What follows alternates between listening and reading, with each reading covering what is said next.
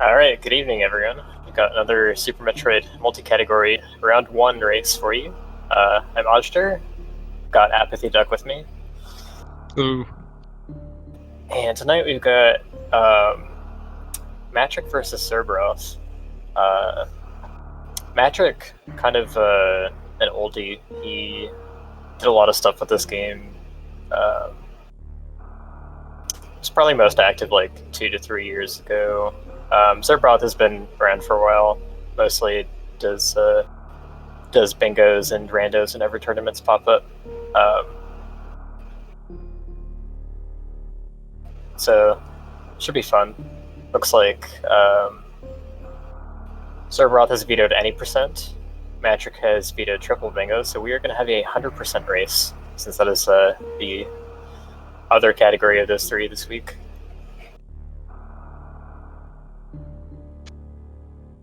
Yeah, Hondo's always interesting. Got 100% of the items. Takes significantly longer to complete than the normal just any percent. Little bit. It becomes really safe after about when you pick up the Gauntlet E tank. But before that, there's still some stuff like in Wreck Ship. You still have to manage your health and everything. So it's not completely. You still have to worry about like ammo and health management at least for the first half of the run before it really just starts opening up. And there's a lot of like cool strats you can do that you won't see in any percent because you have more items, spring ball, space jump, and all that fun stuff.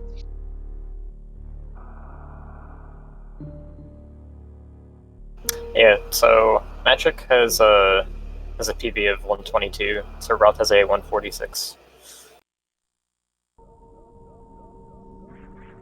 We are doing a Swiss format for this. We've got 6 weeks of Swiss, and the way it's been seeded for the first round pretty much makes it a lot more likely for the higher seed to win, because we've got Dutch pairings, so we've got 1 versus 31, 2 versus 32, etc., instead of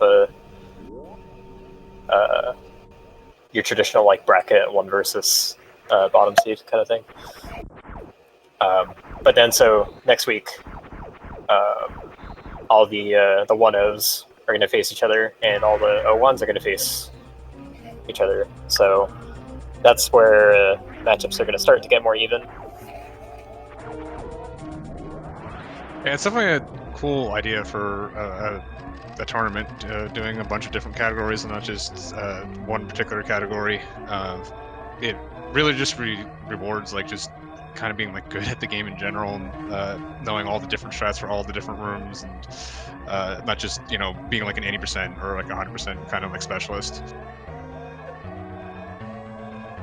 Yeah, like there's definitely people in this tournament who've put much more work into some categories than others. I think like triple bingo is kind of nobody's really raced triple bingo before, so it's a bit of a wild card, and it depends on if you're a good bingo player already, if you're good at that kind of stuff. Um, but as far as the actual categories, 100% is one of the it's definitely a category that some very, very good any percent players have not put nearly as much work into. So their skill is like a little bit underrepresented in that area, and that can definitely affect what people choose to veto. Yeah, 100%. I think you tend to get some people playing it where they just like rely on their skill and just kind of get the items in order. That's what my 100% run has been so far. Just like I know where to go and I just get them without necessarily learning all the strats. But if you actually like spend time on Hundo, there's like a bunch of for every room there's a bunch of different strats you can be doing. Some really cool ones too that you wouldn't see normally. So like learning the rooms specifically for Hundo will definitely give you a big advantage. Yeah, there's so many unique room strats in this. Like the concentration, like the density of room strats, I would say, is just so heavy compared to any percent. Even disregarding the fact that this is longer. Yeah, I started learning like the actual strats for Hundo up until about Wreck Ship, and even though like you kind of have the same items at that point that you would in any percent, there's still just like, especially because you have to collect items and stuff, there's still just a bunch of like different things you have to do. So we're all going for gap skips to get across pits. That's I'm personally really bad at that strat, so but there are people that are way better at it. Like it works for them much better than the regular jumps across because those are kind of tight. Yeah, I started with the gap skips because I was having a lot of trouble with the jumps, and then I eventually switched to the jumps once I kind of like figured it out. But I mean, no matter what you do in that room, it's kind of a notoriously hard room to do. Like this game is really like front loaded in difficulty, at least when you're trying to go fast. Oh, This first segment is not going to kill you, but like some of the speed strats are incredibly. yeah, matrick did the down back strat for construction zone very, very cleanly, which is it's a pretty hard strat to get used to. Like around like low 50s, early 40s for any percent skill is when you'd probably start to get good at that. And I know serberoth actually attempted to do it. He didn't quite get it, but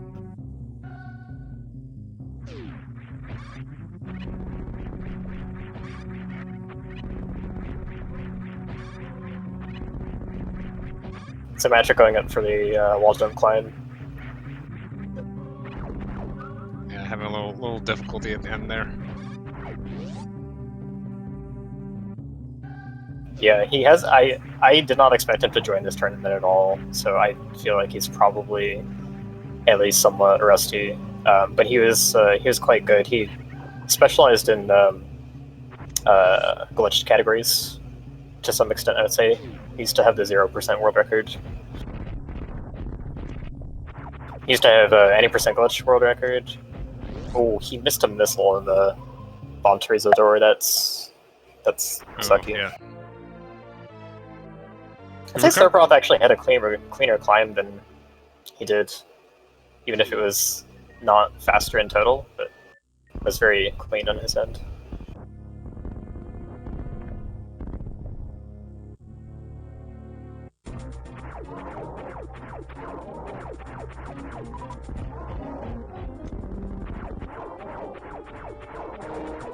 Alright, BT fight, just getting those 5 shots in to make sure you're shooting in multiples of 100. Yeah, like it feels really bad to miss those missiles coming in, but since he had to go back, he got missiles from these fleas really quickly. You do get some missiles for the fight, which actually makes the bomb Teresa fight a little bit easier. So even though it feels really horrible to miss that door, it's not quite as bad as it feels like it's.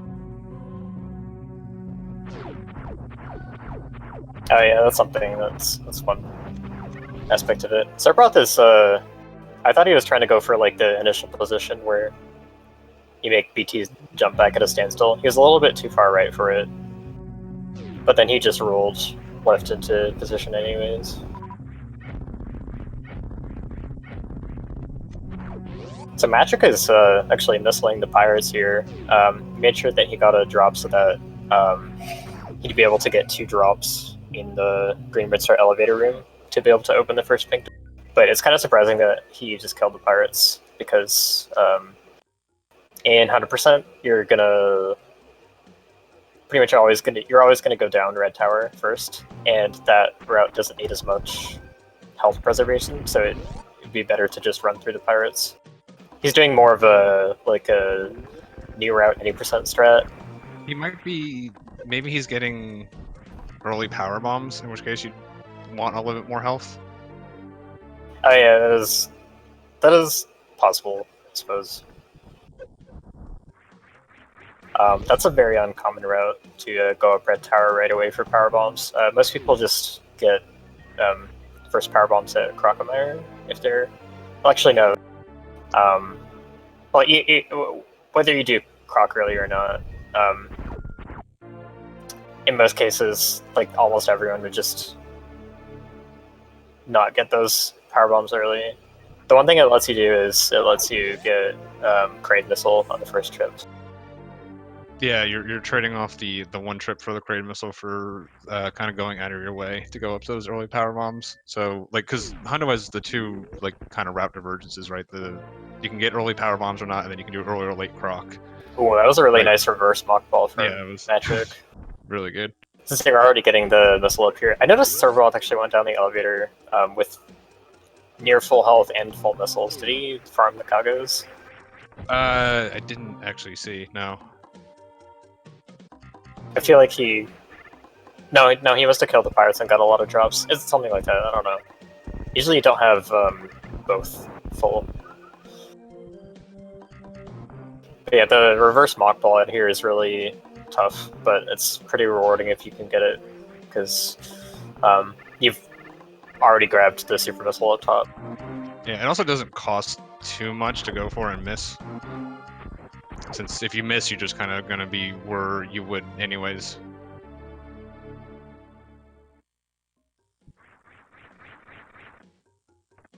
As far as like Croc early, or Ice early, or whatever, I'm not really sure what routes these guys are going to do. Matrick, I don't know if his route did early Croc or early Ice for his 122. Oh, we'll see if I'm right about the farming here in a second. Nope.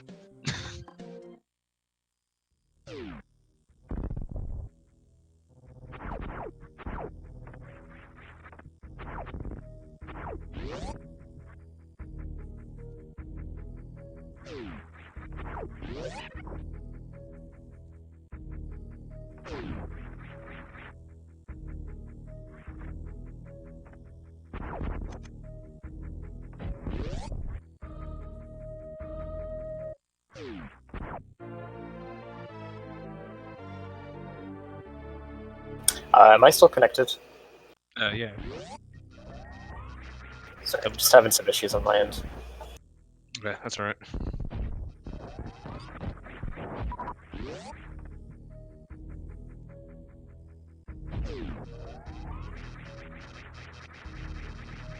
Okay, I think I'm good now. Yeah, I can still hear.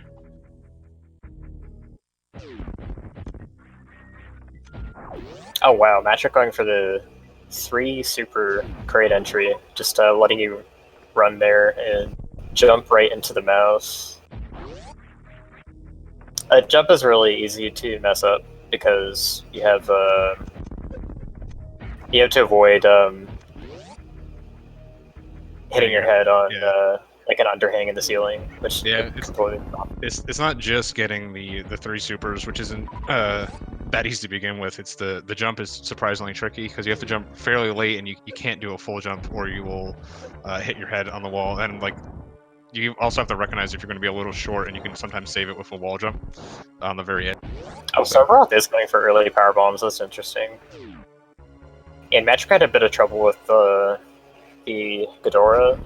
He only has 3 supers here because he missed the first super shot. So to reserve his 3 supers to make sure he could still do this quick kill setup, he actually missiled the Ghidorah, which takes 3 shots, takes quite a bit longer, so you have to wait for it to open up each time. But he gets rewarded by getting that quick kill, which he wouldn't have been able to do as readily. Yeah, even with, if this was... Yeah, like if he only had 2 supers, then it would have been tough. Yeah, or if this was any percent, he wouldn't even have had the missiles to really do that, so... Like, Hundo, you're getting Spazer, so it costs an extra super.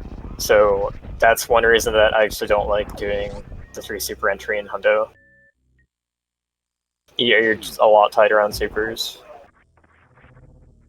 Yeah, I usually deal with that by using missiles on mini Kraid, and then you should still have 4 coming into Kraid all the time. At that. You won't have the extra missiles because you're picking up extras. Yeah. Oh, the Serberoth has very precarious health right now. He could have, like, it's good that he got out. He could have very easily gotten wedged under that platform and continued taking spike damage.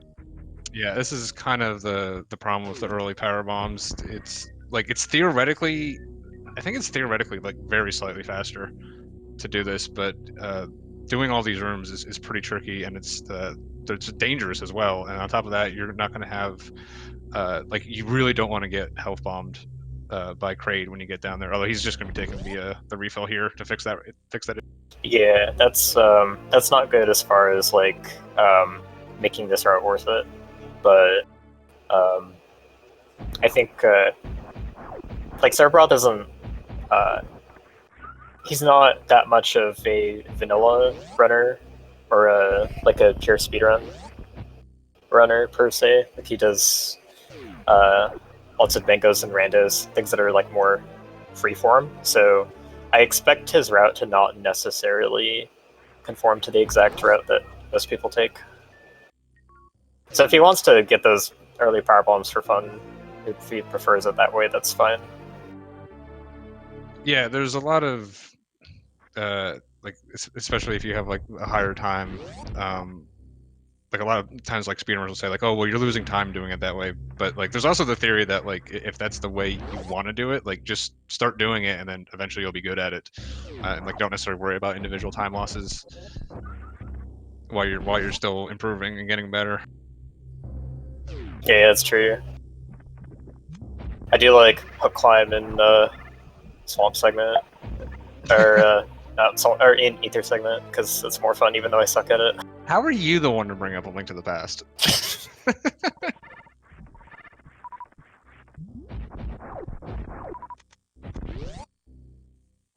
I feel like it's a better example of that kind of stuff than most of you'd see in SN. I don't know.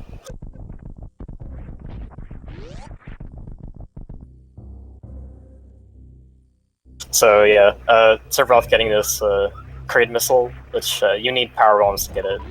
So in pretty much every route except for the one that he's doing, you cannot. You have to make a second trip for this, which is a little bit awkward. You have to get it either right before you do Lorne Warfare or right after. Yeah, most of the routing for 100% is pretty tightly done. There's not a lot of going out of your way or anything. That's probably the one item that you really just have to make this weird awkward second trip for, or you have to make that weird trip up to the early power bombs to get. So there's just no real nice clean way of getting it ever. Oh, now that I think of it, there wasn't actually another time that people got that missile that I forgot about. This was actually popular in the 2016 Hundo tournament. serberoth's going for his quick kill now. Oh, he... Yeah, it's a little too early on that super. Yeah, he also didn't do the missiles right away. So he had the hand up for a little bit, which kind of throws off the timing. Like if you don't, there's 2 missile 3 super strat. If you don't do it like right away, then it becomes harder. Yeah, it requires using a lot of cues. I use like the hand cue when he first comes up to figure out when to jump, and then it's just like I actually think the 2 missile strat's easier than the charge strat because the timing is a lot more automatic when you kind of dial in like at least the beginning of it. Yeah, it is. I would say it's easier if you get how to do it, like if it clicks. Yeah, I think it definitely. I don't even know what I would necessarily even recommend to a beginner anymore because there's some stuff like just changing your missiles isn't necessarily the easiest thing to do when you're new. But yeah, once it finally clicks, the missile strat is definitely a lot more consistent, at least in my opinion. Yeah, I think I'd still recommend charge strat to a lot of people. Charge beam, when you shoot Kraid in the face to get him to open his mouth, charge beam freezes his hand. So my point was kind of that if you mess up the missile quick kill that doesn't use charge beam, then the hand's like off cycle, and that's when it gets really hard. But if you mess up something about the charge strat, you can readjust more easily. So yeah, it looks like matrick is going to be doing the early croc route here. Yeah, this is slower than late ice. Sorry, this is slower than late croc early ice by about 20 seconds. But it depends on your ability to do a few things like ice clip to Shactual or health management in wreck shift. Yeah, I think the health man to actually actualize those 12 seconds because you don't want to be refilling at the ship if you can avoid it because that takes a good chunk of time. I think that takes like 12 seconds by itself. So you have to be able to manage your health so you can still get the shine through Gauntlet to really make use of the entire 12 seconds. Because you won't have this, particularly this energy tank you'll be missing. You won't get it till very late. This U-tank is really nice. Makes our ship a lot more comfortable. And he did what's called a wraparound shot there, which if he goes for a gauntlet right after X ship, you will see it again. But basically, for all intents and purposes, there's another copy of the room to the right, out of bounds. And if you have your positioning just right, you can actually shoot. You can use Waybeam to shoot the out of bounds copy of the left door on the right side. And he's trying to shine spark through that, and he just barely blocks.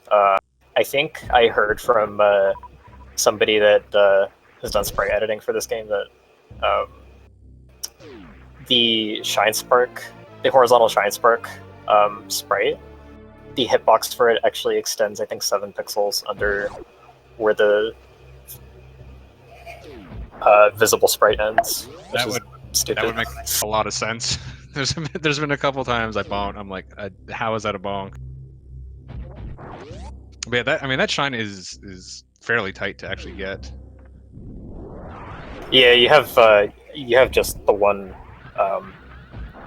block. I want to say Height? leeway to work with. Oh yeah. So you have to be exactly within the 3 blocks of height that Samus takes up. Oh, very nice, Indiana Jones. Yeah, the Indiana Jones strat. That's one of those strats that like, it looks very impressive. It's not easy. I'm not saying it is, but like it's one of those things that like trying to do it casually is 10 billion times harder than just like learning how to do it, like the speedrun strat of it. And just like if you just kind of go full bore at it and like you understand where the jumps are, it becomes immensely easier to do than just trying to like not necessarily knowing the setups and just trying to like make your way up across it.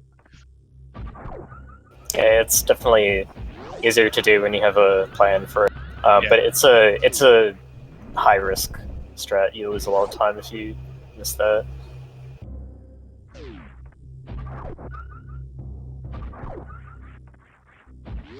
So matrick is probably a couple minutes ahead at least. Maybe 2.5 to 3. Serberoth is trailing behind him. Serberoth is gonna go get Waybeam now, and then presumably go to Croc. I don't actually know for sure if he's doing Croc right now, but we'll see. That grapple actually at the end of this Croc exit here, that is a really tricky grapple to get in just one shot. That was really nice. Yeah, and you want to get it in one shot because you want to horizontal super the gate right after, which he missed. The shot went under by a little bit. That shot is really hard to do cleanly. Yeah, so since Matrick did the early Croc, he won't need Ice Beam. He'll end up kind of getting it like the same time you would get it in 80% after getting Plasma and picking it up right before you end up down to lower Norfair. If you do late Croc, you won't have grapple for Spring. Yeah, he's going for Alpha Spark, because that's the thing you can do in this route. I mean, you can do it in 80% and just get yelled at for doing it. Or just have more E-tanks. Yeah, I still pick up the extra. That's why I go for it. Yeah, that's fine. It's just a strat that we don't see all the time anymore.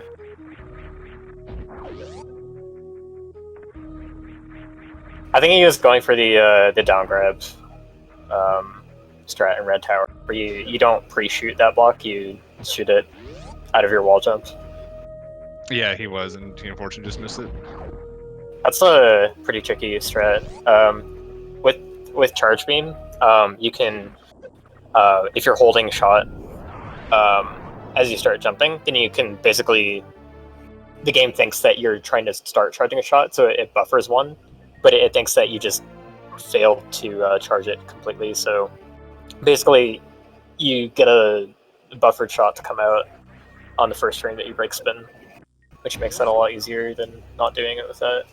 Yeah, and it does look like serberoth is going to be going for the late Crocomire since he's picking up. Well, just completely skipped Croc and he's picking up the Ice Beam, so he'll be doing the Ice Strat for the Spring Ball. Later.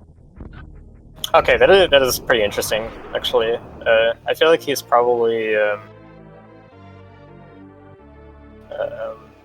yeah. This exact route is one that Zos was doing for a while a few years ago. I don't think that's his current PB though.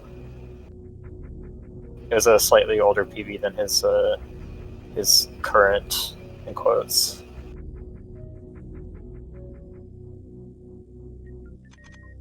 It is nice that like this game has, just because the way it is, like there's several viable routes that you can take. Makes it interesting. So it makes it interesting to watch the race as well.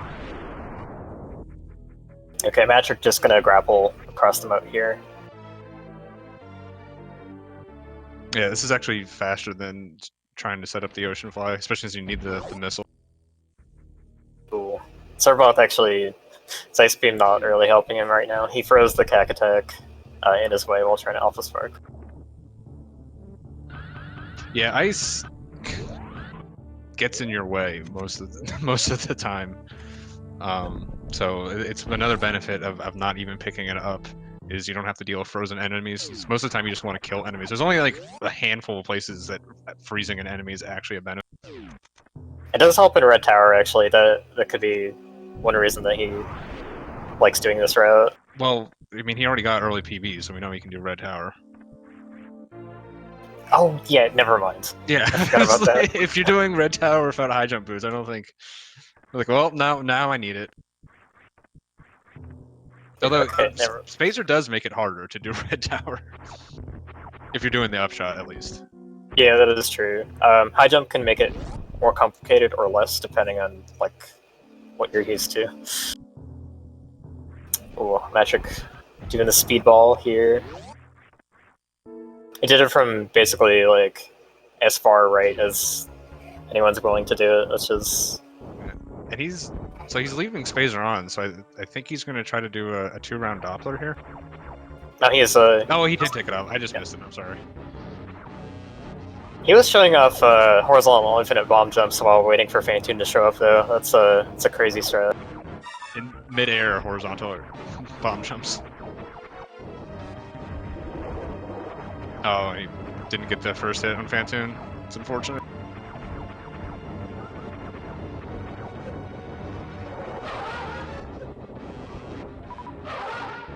Wow, he gets the X Factor out of the rain phase. It's actually pretty impressive.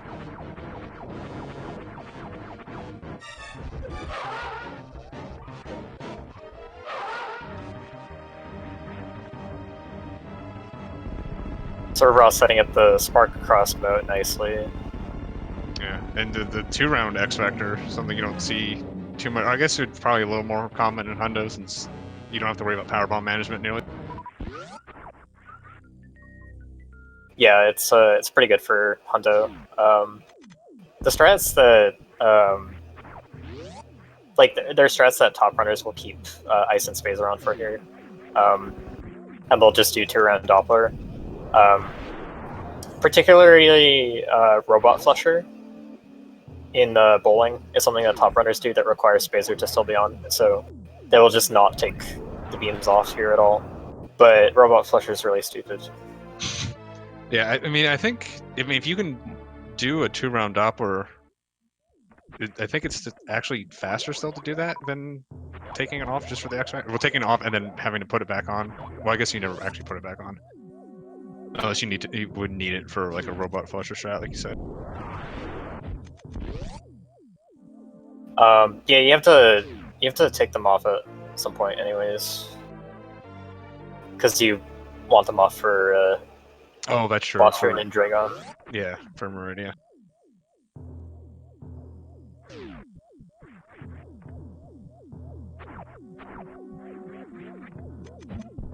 Yeah, generally when Spacer comes off, it stays off in this run.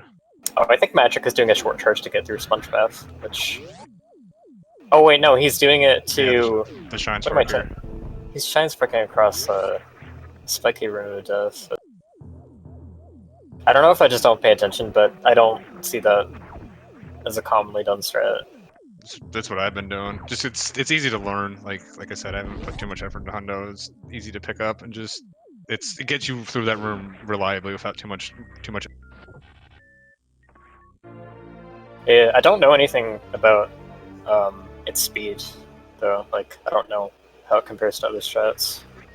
It's definitely slower than like some of the better strats, mostly because of the bonk on the at the end that you. Serberoth is keeping the beams on, just going for Doppler, which if you're not that comfortable with X Factor Phantoon in particular, like it requires a lot of predetermined knowledge of all the setups. So Doppler, even if you can't two-round, is something that's actually fairly simple to attempt. Yeah, well, there is also with Charge Wave Spazer Ice, there is a 3-round strat you can do as well. Yeah, he's not trying to do that though, but it does basically work the same as if you get a 3 Doppler at the end of every round. Yeah, that's true. Yeah, well, he's like you said, he plays a lot of rando, and you know you're always coming here with missiles. You don't necessarily know if you're coming here with charge or wave or any of that kind of stuff. So it makes sense that he'd be a little more comfortable with the Dopplers than the X Factor, because you can't just make up the X Factors. You have to specifically sit down and learn them. And if you're mainly playing rando, it doesn't pay off nearly as much because it's not going to be useful every single time. Yeah, so Magic started Attic nicely, had a bit of a rough go at the end, but his Orc Robot room's going nicely. Managed to clip through both of the last two. This room's hell. It can be really bad. He's actually mostly because of this. He's trying to clip on the way out. I usually just shoot this one from the right, but he got the clip through. That one, he ends up being like in a bad spot half the time. It feels like discretion's the better part of valor there. Half the time, just knock him in and then clip through the next one. Nice speedball coming out though. Got him through that spike on the floor. The electricity spark from the exposed wire thing. It's basically a spike. Yeah, and you see Metric just running and jumping up here instead of doing like a shine or something. Both just a little bit faster to avoid the bonk, and again, we're trying to preserve our health because we do need to shine completely through Gauntlet coming up and trying to avoid having to refill at the ship. So just still managing health, and then we're also going to be losing health no matter what in Bowling Alley, either with the Shine Spark across there, or if he fails that, he's going to take damage off the spikes. He is one of the few people who can horizontal infinite bomb jump across all of bowling. He's done that before, but it's a little slow. I don't know. If anyone was going to meme and do that in this tournament, though, it would be him. It would be him right now. But no, his ult is actually very good. Uh-oh, Serberoth is I was afraid of that. He like clips inside the spike platform. Yeah. I think that's probably a forfeit from him, because I don't think he's saved. Yeah, and does not look like it. Oh yeah, actually, I spoke a bit too soon. I did see his timer reset, which is why I jumped to that conclusion. But no, he is gonna start over and keep playing. It's my bad.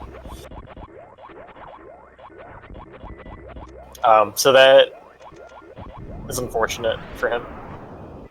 That kind of thing tends to happen in Spiky Room of Death. That's probably where deaths and hundo are the most common.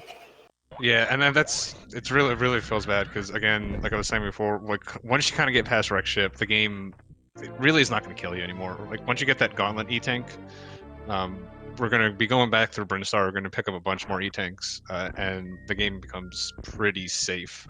So if you're going to die, it's pretty much going to be there, and that like you said, it's a pretty notorious place to die. Yeah, really, like the only other place is if you get really, really bad chain damage from Dragon. Yeah, it's true.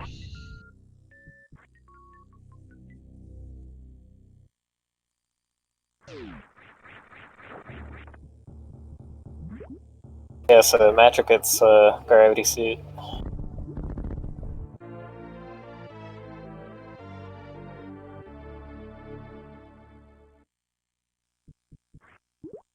Yeah, 403 health. Basically, you want, for Gauntlet coming up, you're gonna do a wraparound shot in the landing site to open the door to Gauntlet on the left side that allows you to just spark through the entire thing.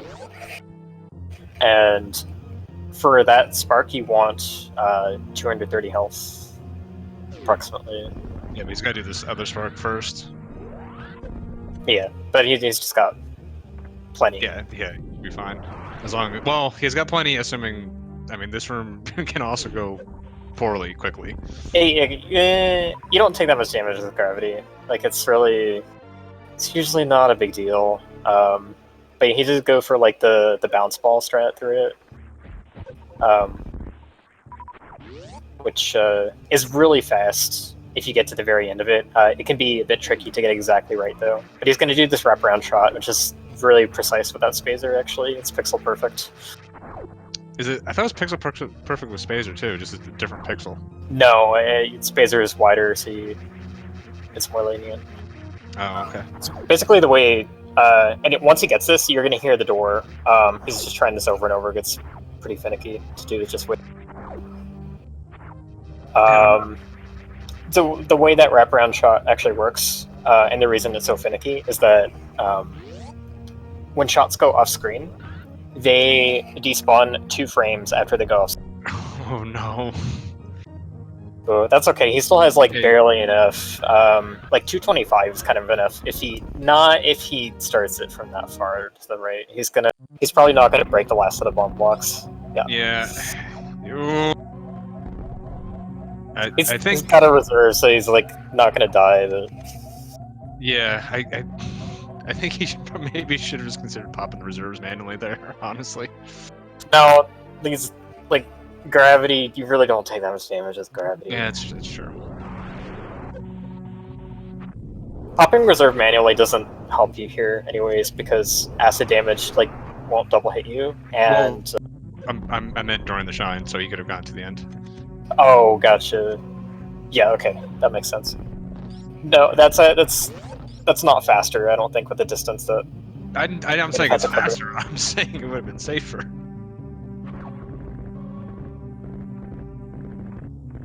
Oh, that was scary. Okay, so sorry if I was loud there, but you want to go down the center of these caramel blocks. Generally, a lot of these runners will take it safe and not try to do fancy quick drops here. There's some free ones you can get in, but basically, if you don't break them down both columns up to a certain point, then you cannot get the opposite missile. Yeah, I think he broke like the first one he actually needed to break, and before falling off. Like if he did it any earlier, it would have been. Yeah, we're actually almost getting a sync here. Kind of a sync. Not really the kind of sync you want to see, more like a syncing feeling. No. Oh, jeez. You know, we made it 37 minutes. I'm very proud of you. Well, I ran out of stuff to talk about.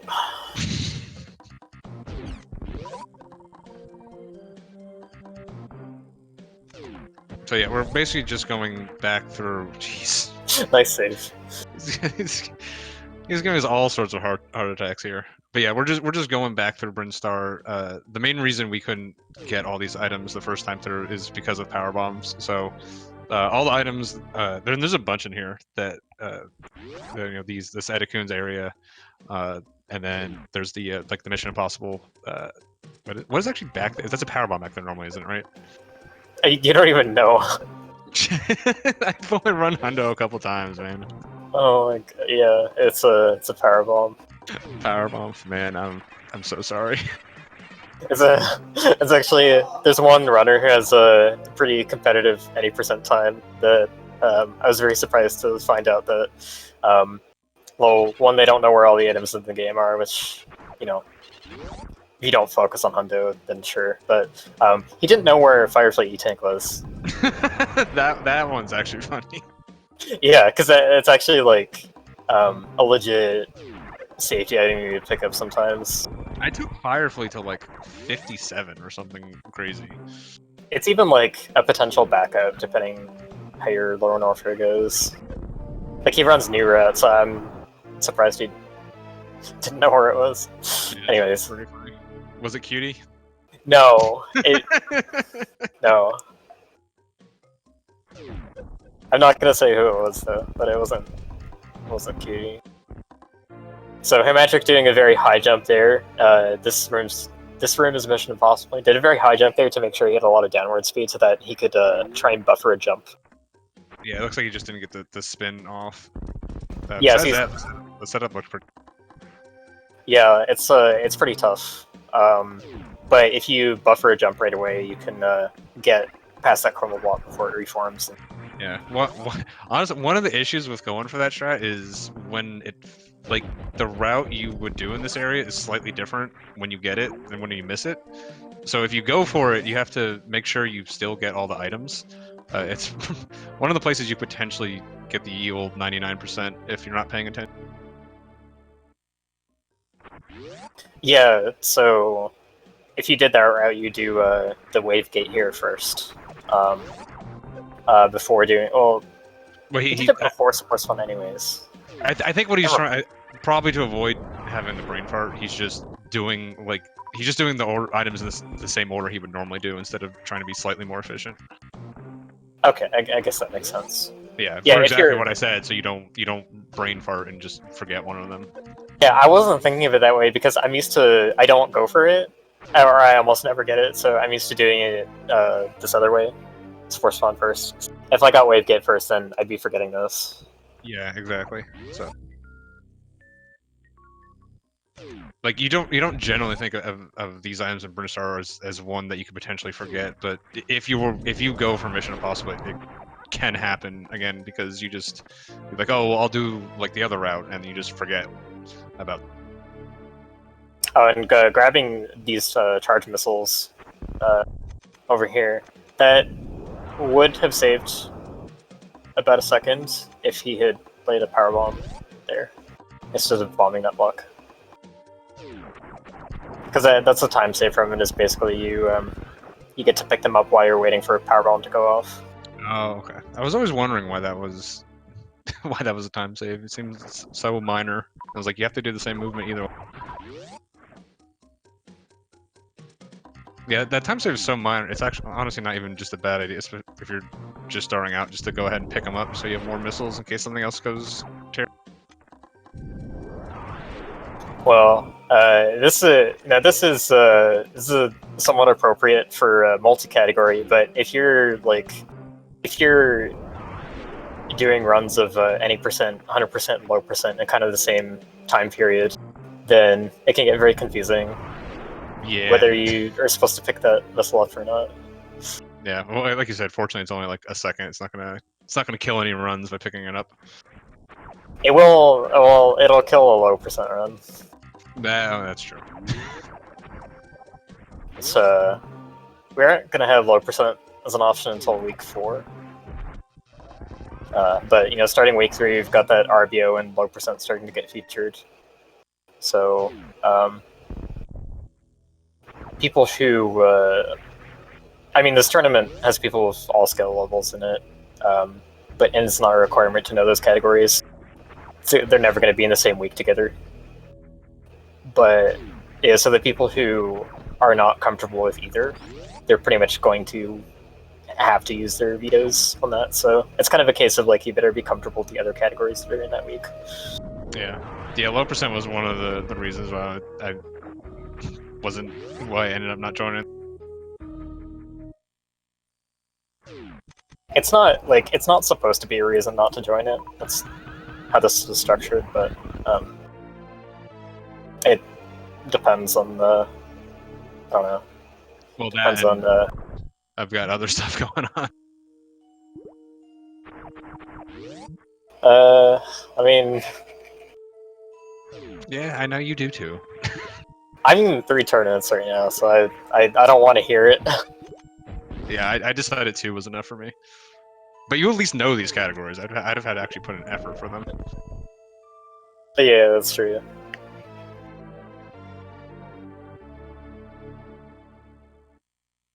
Like a lot of people who are pretty well versed in most of the categories are just going to be videoing triple bingo because, like, if you're well rounded in categories but you don't do a lot of like freestyle stuff, then bingo is going to be your weak link.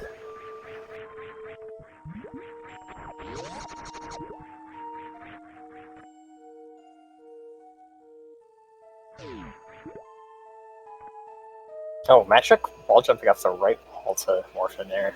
That's interesting.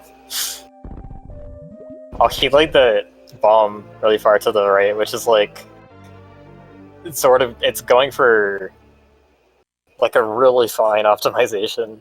Yeah.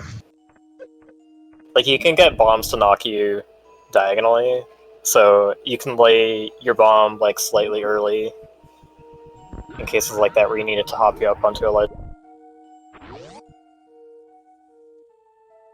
But if you lay it too early and it doesn't hit you, there's wall jumping up the shaft up there to get to Peach. He tried to damage boost off of that fish to be able to get through the rest of the room unscathed. And I think he did actually have enough iframes to do that, but the damage boost gets you... Actually, I don't know. A damage boost doesn't get you enough iframes to go through the whole thing, I don't think. Like to come all the way back? Or, sorry, failing the damage boost. Oh. I don't know. Yeah. You I guess the damage boost isn't like super essential, but you want to get it for speed. I'm not sure. Yeah, well, he didn't really take any more damage that slowed him down after that, so... Yeah, I do like that serberoth is getting Crane Missile twice here before Matrick can get it once. That's something.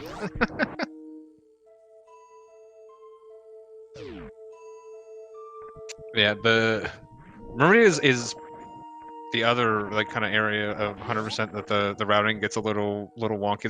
There's no real like clean good way of doing it, mostly because of the sand pits, which are just the most fun thing in this game. So you kind of have to make a couple like awkward loops. Although he won't be doing them until he's going to end up going straight to Dragon here and then coming back to finish cleaning it up. But the routing in this whole section is interesting, I guess. Yeah, you just have to do 2 loops through this area. There's no way around it. So serberoth farming a little bit. He is at very low health going into Kraid. Matrick going into bot turn, so he's gonna start with an X Factor, which will do 4 out of the 10 super hits worth of damage. I think he got 2 in? No, he got 3. Was it 3? No, there was definitely 2 that missed. Like I saw 2 particles still on screen. Oh, I thought I only saw 1. The second one got eaten real quick. Okay. Oh, and he bonked the door, so he's not gonna be able to get the full halfie here. Yeah, that's a bad feeling. I like at least being able to try it. Yeah, that's probably the worst way to fail it. I have definitely bonked that door and just gone back to set it up again. That's how mad I've got. Which is absolutely not the smart or correct thing to do. Just it's a pride thing. Did serberoth get the quick kill this time? I wasn't. I was looking at the door bonk. Let's see it looked decently fast, but I wasn't paying attention.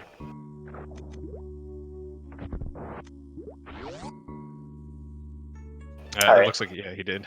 Nicely done then. Oh, yeah, with BBs you get to lay that power bomb to open that bomb block a bit earlier. Also hit the door. Yeah. So even with grapple here, doing the shine X Factor strat is still a little bit faster, so it looks like Matrix's setting up for that.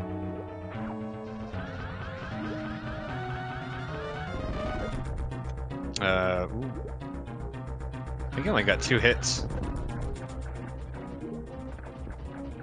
So, yeah, he's doing yeah. he's doing Rain Dance. I wasn't. He had it already. Am I dumb? I'm probably dumb. Never Yeah, mind. he was not doing Rain Dance. Yeah, Okay. it looked like he was also trying. I think he was purposely trying to, when he got gooed, because he had grapple. He was trying to get a quick grapple in to see if he could finish off Dragon that way, but wasn't able to get that, so just broke out of it and went for another cycle. Okay, yeah, I see. His movement looked a bit weird there, and I couldn't figure out why. I've serberoth using power bombs in the high jump exit room to like save a tiny bit of time. It's neat to see. Yeah, so matrick got a glitch called Spike Suit, which is a it's a 2-frame into 1-frame. It's a bit more complicated than that, but essentially that's what it is. And it lets you store a Shine Spark to use at any point that you want, just by activating the Shine Spark input. So once you get it, you have to make sure you don't do the inputs by accident. Yeah, the real difficult part of it, that's like a 2-frame into 1-frame. It's a 2-frame into 1-frame that's like what, 8 frames apart, something like that. It's not like next to each other, so it's like I feel like the hardest part of it is actually like learning the timing for like that gap in between those two inputs. It's 9 frames. 9 frames, yeah. I know it's somewhere along there. But like if it was just 2 frames in like directly into the next frame, like that's a lot easier to do than like waiting specifically 8 frames before hitting another input. That's very difficult. Yeah, some people mash for it.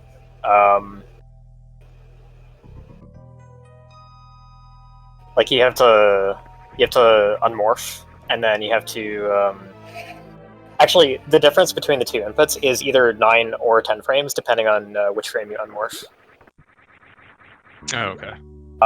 If you get the early unmorph frame and then you spark 9 frames later, that's the bad frame, and you don't get a spike suit.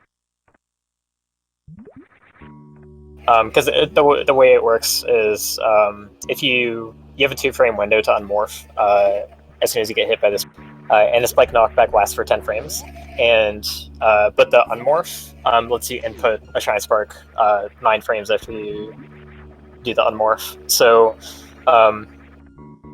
or is it 8 frames actually? It might be 8 frames after the unmorph. But basically, you want to spark on frame 10 of knockback. Frame, like exactly the last frame of knockback is what makes it work. So if you get the early unmorph frame, the earliest you can spark is frame 9, which is too early, and that will that won't stir or spark. It will just go off like normal. I was gonna say you're getting a little too in the weeds for this, but we're in Shacktool right now, so there's nothing else to talk about. Shacktool. Everyone's favorite helper robot. These blocks in Shacktool's room are enemy breakable blocks, and they're the only instance of those blocks used in vanilla. But any enemy that touches them that actually has collision with walls will break them. Yeah, I think it's like the only optimization you can do in Shacktool's room, besides just laying a power bomb as soon as possible, is you can actually get the snail to break the last few on the bottom. Yeah, I don't actually know how that works, but yeah, that's something you can do. Looks like Shacktool will live for today, at least on the Matrix side. Oh, also, so like, obviously on the way back you don't have the blocks there anymore.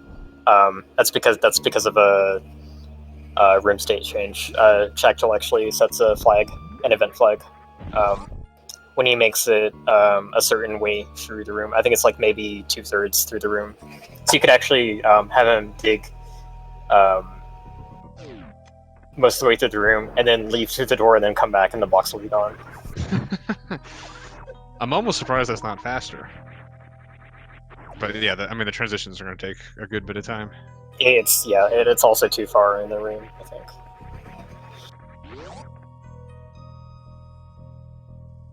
For it to matter.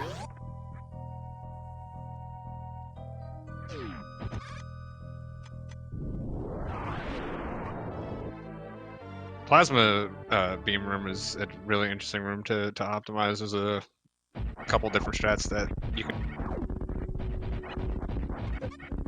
This is not a very optimal strat, but like this room is. The optimal strats in this room are really, really hard.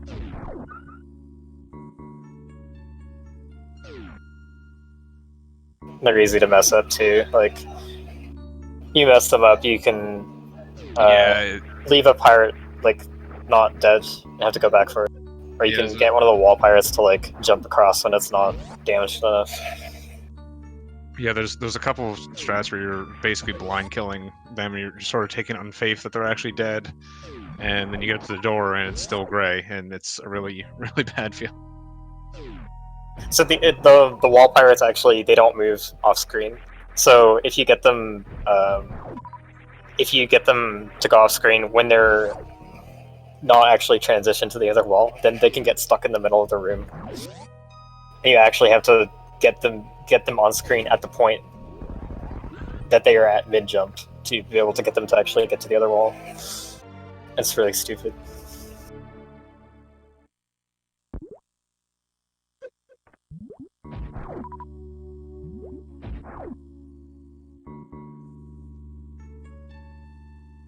So yeah, we're making our second loop through here. I don't think he got aqueduct items last time, so. Yeah, you want to get aqueduct items the second time because of Oh right, because of this the strat. Well, if you don't do the strat, you can do it either time. Yeah, so he had to do a short charge for Shrine Spark there because he missed the this is a blue bomber pretty much. Yeah, I've tried that strat a couple times. It's pretty difficult to pull off, and you can get like stuck between the two speed blocks, can't you, if you mess it up? Yeah, it's the floor under you is respawning speed blocks. So if you break that block, fall through, and then lose blue suit, then you're soft locked. Yeah, I did that once practicing it, and I was like, oh, I'm not doing this. It's actually like the strat that because you need spring ball for the blue bomber, you need it to be able to do this jump while keeping the blue suit effect. You can do a jump with temporary blue suit without spring ball, but you can't like move horizontally with it properly to the extent you can with it. So what you would do on the first trip is you want to use temporary blue suit to go straight down, and it's if you mess that up, I think that is a bigger risk for soft locking, because you're literally going down on purpose.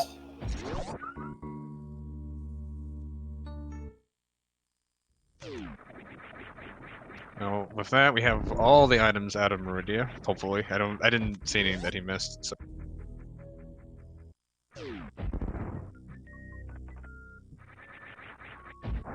It looks like he was going for the spring ball strat there and just hit the middle block instead of the bottom one.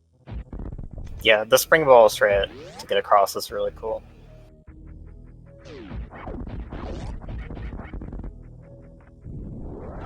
And with that, Matrick finally has the crate missile. Yeah, you can get this before Lore Warfare or after, but I'm not sure which is faster. Probably before. Oh, he was going for the 4-tap there to try and like space jump and then speedball into. I think it's faster before only if you do that spring ball strat, because otherwise because you can't do that off the elevator. Maybe. Yeah, that makes sense, I think. I like doing it before a lot more because you don't have ice, so your shots are a lot less laggy, and you can just cut through all the key hunters with your beams. And you get a second shot at it if you forget.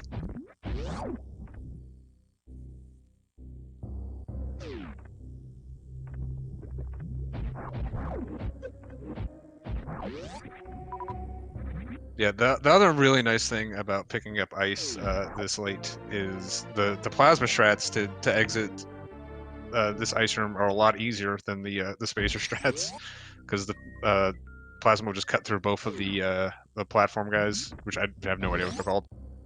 They're And- called trippers. Oh, that's But we have to go south route to get the Carmel Tower missile, so ice escape isn't. right.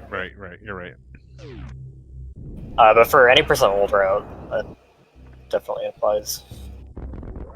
I mean, okay, south route is still faster in that, but it's like barely faster, and you have to do a bunch of hard stuff to get it to be faster.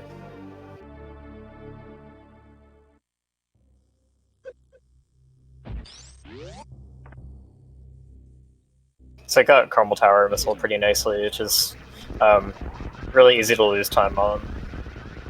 Yeah, it's definitely one of the more annoying items. Oh, he's gonna get the space boost through here. That's really good. Oh no, he's not. Never mind. Why would you do this to him?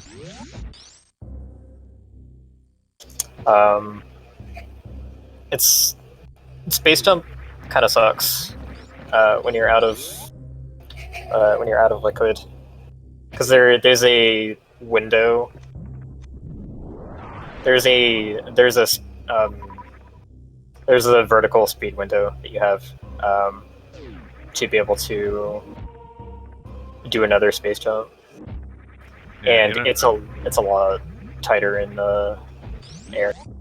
Also, unfortunately, missed the boost and just has to go through the lava dive the slow way. Yeah, this game is really good at like teaching you how to use an item as soon as you get it. The one that they really kind of screwed up on is space jump, because they teach you how to use it underwater, and then 2 seconds later it doesn't work like that anymore, and it's very confusing to when you're first playing. I didn't think about that. That's kind of dumb. Yeah, I mean, I guess that's why Colosseum doesn't have water at the top. It's also part of the tutorial, but I don't know. It's such a weird thing that it works differently under, like, I didn't even know that until I started like speedrunning the game. Like, it worked differently. I was like, oh, that explains a lot. What would Suitless be like if it did have water at the top? Jeez. Not any fun. Not that it's extraordinarily fun to begin with. Did he use spring ball across the blocks here? Yeah, he did. Yeah, he did. Yeah. The spring ball on crumble blocks, you can hold jump and it will automatically spring you on the first frame possible. So it's a very safe way to handle crumble blocks. And that's one of that, and with the gauntlet items you almost missed before, like some of the two items that you can, I guess Botwini tank you could completely mess up on, but at least you have 2 shots at that one. 2 items, but those are the items that you could potentially miss, and you're forced to like make the big like loop around to come back. So taking it safe there, it's only like, it's not that much slower than like going through space. I believe is a little bit faster. But if you mess it up, then it's a real bad feel. I think most of the missable items work out to be a 1-minute detour if you mess them up, approximately. Yeah, I think, like, if you miss Gauntlet, the best thing to do is to put it off until you're coming back to Turin, I think. Yep. Actually, if you need to ship refill for a Gauntlet, then it's actually faster to just skip the ship entirely and just do like Gauntlet instead. Oh, that's interesting. A lot of people don't do that because it messes up your splits for the entire game if you do that. That is actually the best thing to do. Alright, round 2 for serberoth for Spiky Room Death. His issue last time was that he had trouble like getting on one of the spike platforms, and he ended up getting, when he did get on it, he got pinned between it and the spike above it, and that pushes you into the platform. The platform's an enemy, so you can. It's supposed to be solid on the top, but solid enemies you're able to clip through from the top, and things can just push you into them. And the platform itself does a lot more damage than the spikes do. I'm not sure why Matrick got blue suit there. For a second, I thought he was going for the new route strat, which would be slower with plasma. Probably muscle memory. Could be, yeah. But yeah, I mean, he didn't store it and just went through the room like normal. So serberoth, I think serberoth has taken off high jump. He was trying to go for the jump to get across to the wreck should be tank here. And so this is something you have to deal with if you don't do early croc, because you don't have grapple for this. Yeah, that's like, again, with the late croc being 20 seconds faster, there's a couple other tricky things you have to do, the health management here, not having grapple beam here. It's really hard to actualize all that entire 20 second. Yeah, you're actually losing quite a bit of time here if you do turn the high jump off.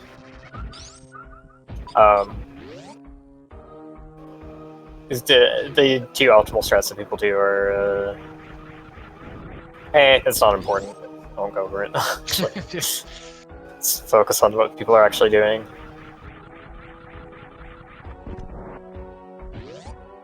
Matrick didn't even... just went top instead of going for the flower house. It's a bit interesting. I mean, he's got 1 billion health here. Possibly also, like he runs new route, and he's also, from what as far as I know, he's been away from the game for a very long time. Something like flower house, probably not something he remembers how to do to the point where he'd likely be successful with it. Yeah, I mean, he's been playing very well this entire time. I mean, I think a little, like, early you could see a little rust. I mean, there's obviously rust here, but well, like he's got good fundamentals, but something like Powerhouse is like you got to remember the feel of like how to do it, where to jump at a very specific time. So that's the kind of thing that fundamentals won't help you with. Yeah, that's a good point. Like raw fundamentals is what I mean.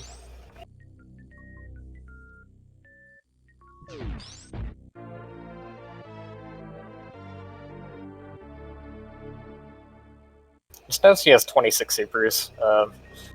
That's a lot of supers. If you don't, so supers are double DPS.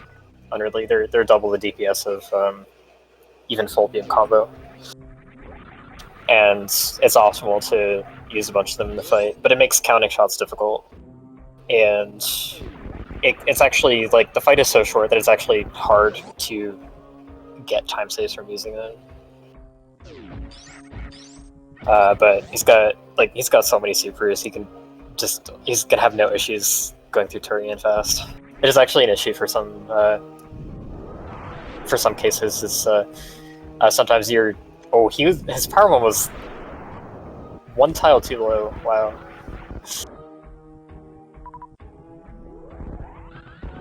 But yeah, sometimes like you'll have like single digit supers at the end, and it won't prevent you from completing the game, of course, because you've got so many missiles, but it slows you down into it. Yeah, the ammo management at the end is definitely easier. You're not gonna lose your run like you would in an 8% from just getting bad drops, but like you said, just missiles are turns out to be slower than supers in most cases. Like aside from the pitfalls, like the literal pitfalls, like crumble blocks, having to detour for items. In Hundo, you're less concerned about whether you're going to lose your whole run to something, and you're more concerned about whether you're going to lose 5 seconds in every room and like lose your run that way. Like, yeah. Again, once you kind of hit that gauntlet, E-tank, most of the risk is gone from a complete. Your run's generally not going to explode, and just be completely killed. It's much more death by 1,000 cuts. Oh yeah. It's entirely basically turns what it it to is. a Link to the Past is what Oh my god, he froze the Alcoon under the ground, and okay, so when you when you this game prioritizes collision of solid enemies over actual walls, and frozen enemies count as solid enemies. So the game prioritized the Alcuin's collision, so it stuck his feet in the floor. Yeah, but I think we're still glad that that mechanic exists, so we could do Zeb skip. It's yeah, it's definitely abusable in a lot of ways, but like here in particular, it causes issues that are kind of funny. But I like how it demonstrates the underlying mechanic of it so well, though, that mistake even. So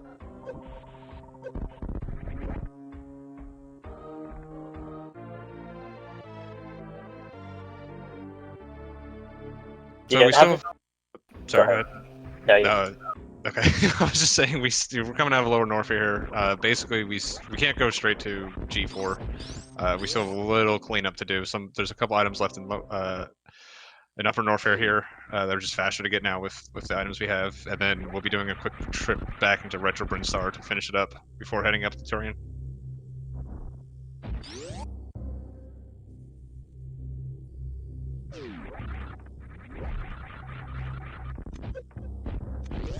Yeah, Lower Norfair exit spilling out into Bulba Mountain here makes the non-essentials here faster to get at the end.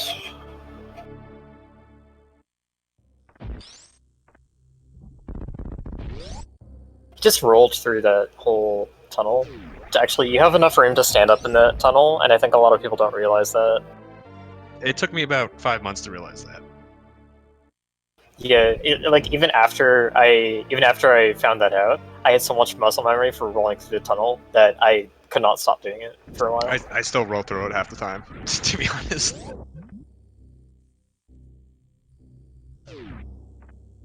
He still rolled. Yeah, he rolled on the way back. Like, actually, it's kind of funny because, like, on the way back, you aren't forced. You don't start as a ball, so you kind of don't notice. If you think about it, actually, like, there should kind of be a light switch that goes on your head that, like, oh, you run through it the other way, but not the. He actually jumped in. Like, if it was just one tile, he would have like run into it. But you could see him just jump cleanly through, and then he went into the more.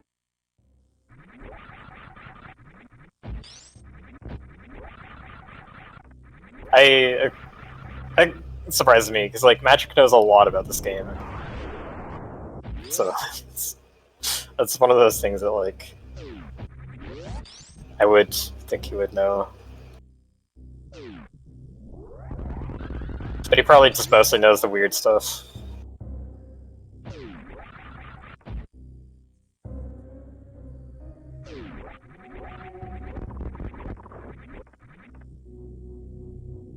Like even like any percent NERAT, which he got a pretty good time in it for when he ran, but that was not really a result of grinding any percent. It was more him like messing around, doing a lot of other stuff in the game, and then suddenly having the skill to do it. You know what I mean? Yeah, this is definitely a game that like there's just so like just the movement mechanics are really complicated. So just playing the game, no matter what, is going to make you better at pretty much all categories. I got like a 49, and then I didn't really play any percent for a couple months. And the only real SM I played was randomizer, and I came back. And I was like, what? I'm like, just realized like how much better I was. Like I had to relearn some of the strats, but like just the fundamentals got a lot better between those two time periods. Yeah, Rando is nice for like gameplay experience and fundamentals. It's not good for strats in particular, but it is good for other things. Oh yeah, like the one thing that went to immediate hell was the bomb Teresa fight, because you don't have to do that thing ever. And when you do, you probably have super for it. Yeah, you don't need to do it the real way. Dragon X Factor, I guess you don't never have to. Well, no, I don't know. Can't do next depends. factor. Yeah, it depends on what you have. Oh, bot to next factor, you literally never have to do that. Ever. Especially in combo, I backdoor it every single time, so I never even see bot win.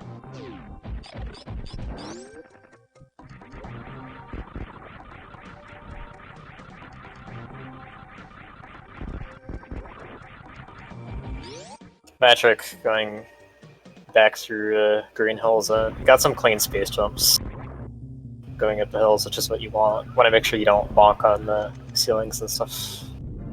Yeah, that speedball he did right there is a pretty tight one to do. Not only the for the taps just to get the blue suit, but to be able to squeeze it in, you have to do a pretty small short hop as well. And you don't have a lot of space. I don't know if that's faster actually. If you pre-kill the side hoppers.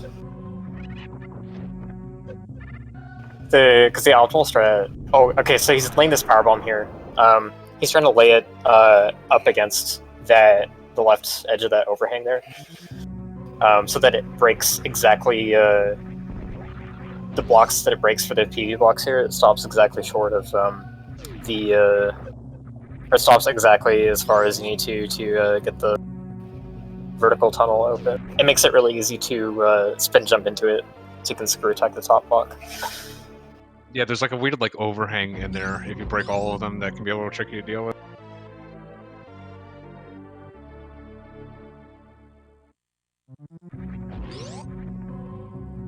And he's gonna get the missile on the right on the way out.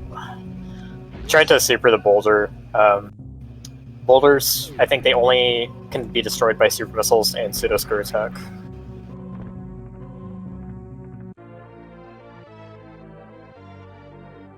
Springballing into this missile, I really don't like the springball. Like, I always go way too high. Yep, yep. I had a feeling.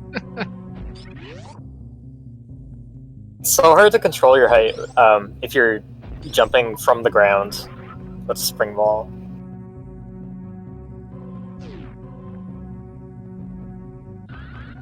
He's doing a short charge here. He's going to spark across the pit room. It's a little bit slower, but it's very, very hard to. Faster strat in this raid with your item set. He sparked too low though. You kind of have to go through the top of the door. Like it's deceptive. I believe the top, like those broken Zebetite pillars. I think the parts you stand on are raised half a tile.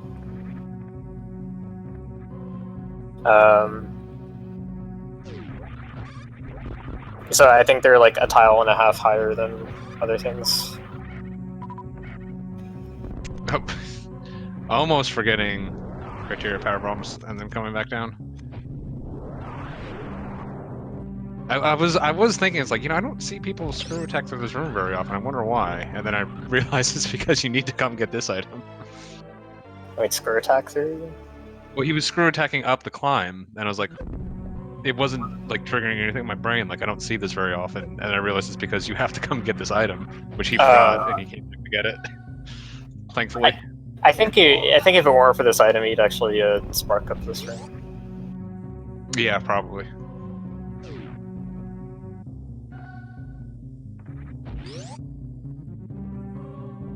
These should be the last missiles in the game. That's why we call them 230.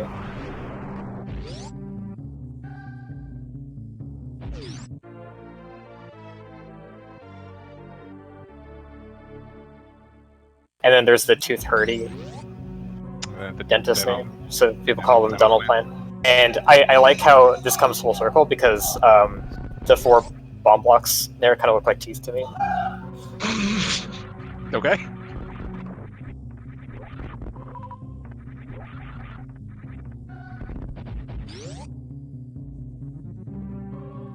Okay, so he's probably got everything. Yeah, there's nothing.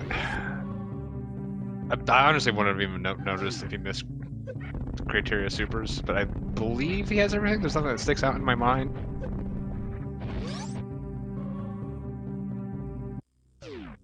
I feel like I would have noticed if he missed something. more than I would have noticed, or more than I noticed the players actually getting the things. If you know what I mean? Yeah, It stands out if they were to miss something. I have no recollection of him getting waterway, but I'm well, he obviously got it. He thinks so much you can obviously tell that you have enough of.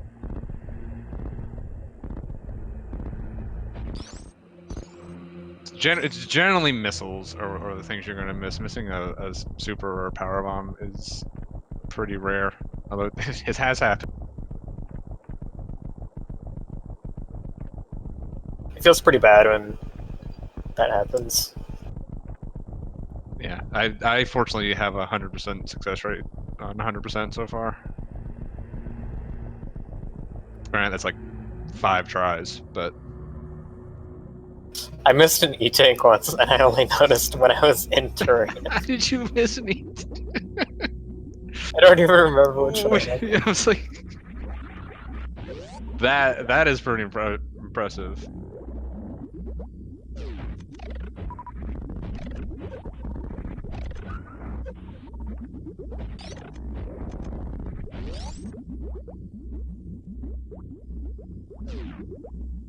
So the Metroid rooms are definitely some of the most difficult rooms in the game to do optimally.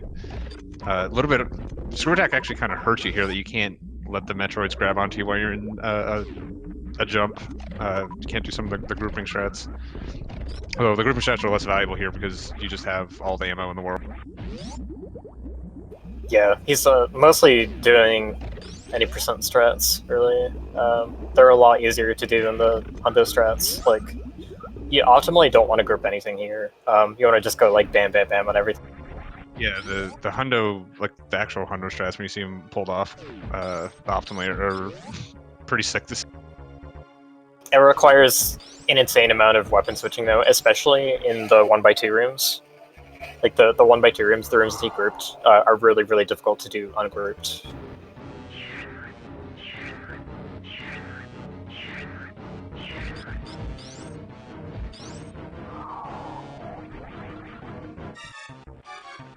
No. So yeah, failing baby skip in hundo is especially bad because it takes so long for this baby to bring you down to 1. I'm not sure why he turned around there. Like his first jump looked fine. So it wasn't. Maybe it was just a missed input. Yeah, it looked like a mistake to me.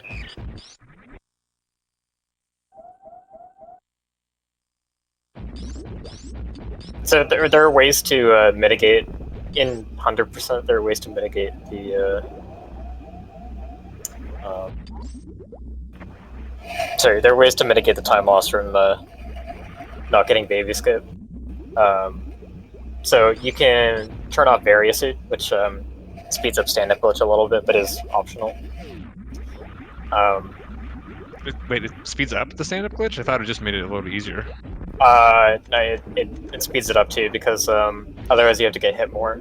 And Mother Brain only does her roar when you're at 100 or less. Oh, okay. So it actually, like, having more health delays the amount of time until you get that phase to fully transition. So, yeah, another thing with screw attacks, you can't do the normal Zeb skip here because the screw attack won't put you on the or won't give you the iframes or cancel your iframes that you would be using. So yeah, Metric's going for the down back skip here, and he gets it after a couple tries. I know you famously do not like that version of it. I'm really bad at it. I don't understand it. He actually like the backup down back that he got was from not full height in the air. It was from not a full jump. It was like literally knockback that he got from the ground from a charge shot. And I actually didn't know you could do that. I was a little confused seeing it. I was like, I'm not even quite sure how he got through there. Yeah, so that was pretty impressive actually. But yeah, like one thing you could do to mitigate the time loss from baby skip is, you know, be prepared. Having very off makes the baby drain you faster, and it also makes Rainbow Beam do more damage to you. Those are like the only two things that are controlled by only Variant. Yeah, and you can also, if you're going to turn off area, a lot of players will also turn off screw attack just to get the easy normal Zeb skip, not have to worry about it. Because most of the time lost from the menu is opening and closing it in total. It does take a little extra time to turn off screw attack, but it's not too bad.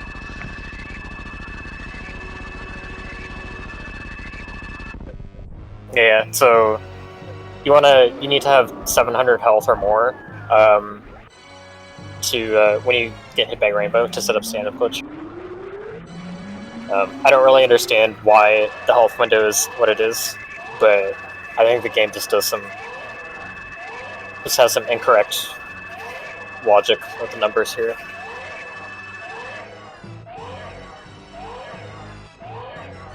Yeah, so basically we do this stand-up glitch. We can start damaging Mother Brain during the cutscene where you normally just be standing around. You can only really do it in like the 100% categories or something like RBO where you're picking up a lot of E-tanks because you need so many E-tanks to be able to do it. There are a couple soft locks risks associated with it, but once you kind of like understand like where the issues can be, it's not too difficult to avoid. Yeah, so one of the biggest soft lock risks is when you get full health, the Metroid detaches from you, and the Metroid still needs to get hit by, I think, 44 onion rings total.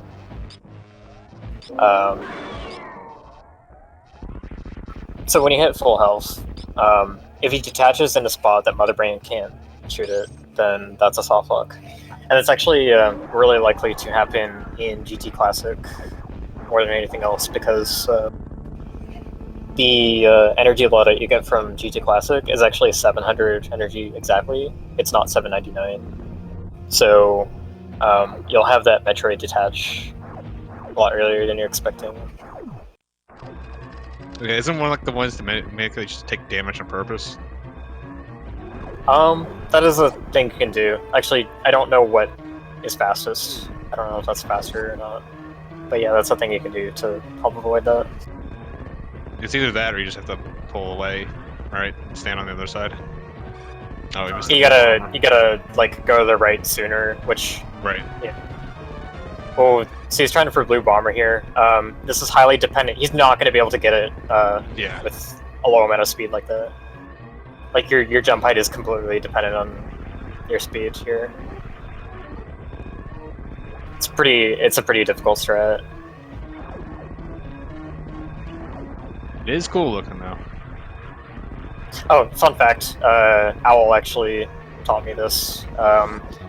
You cannot die when you can't die when the Metroid's refilling your energy. You literally can't die. Huh. You can run into Mother Brain and not die. Now I want to know what Owl did that he knows this. Like, what horrible thing was he attempting to do?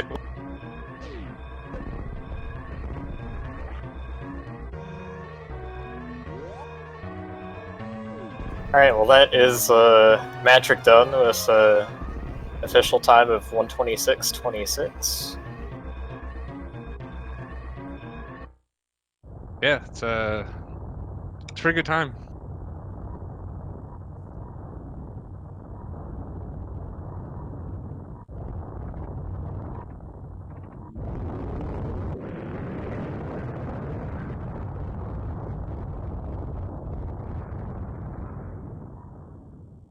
I'm gonna see really quick if there's time for an interview for him. I don't think there is. I think we have to actually move on to the next match here.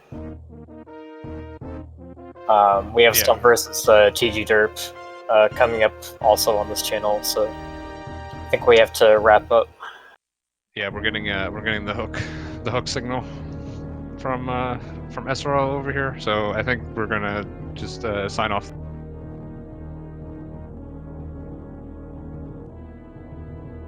Alright, well, thanks guys.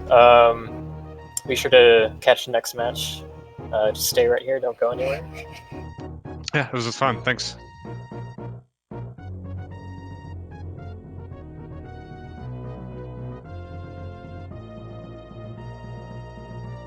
Oh, and actually, the next match is he's a triple bingo, I believe. Oh, should be fun to watch then. Yeah, so definitely stick around for that. And I'll hand it over to them. Yeah, I think we'll be coming on here shortly. But thanks everyone. We'll catch you later.